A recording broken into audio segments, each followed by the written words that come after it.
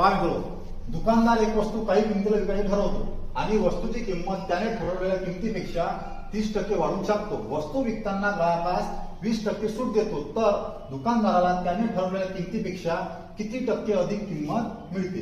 अशा गणितात काय करायचं, पहिले त्याला ठरवले किती पहा. तर असं समजू आपण 100 ठरवले, किंमत जर मी मनात 100 ठरवली आहे, 100 किती टक्के वाढवली, 30% वाढवून छापली किंमत. तर 30% वाढवली म्हणजे याच्यात किती झाले, 10%, 10, 30% किती होईल, 100चे 30 होईल, म्हणून +30. हे जर +30 केले किती आले माझ्या, 130. हे झाली माझी MRP म्हणजे छापील किंमत. आता मी सूट काय देत असतो, हमेशा छापील किंमत देत असतो.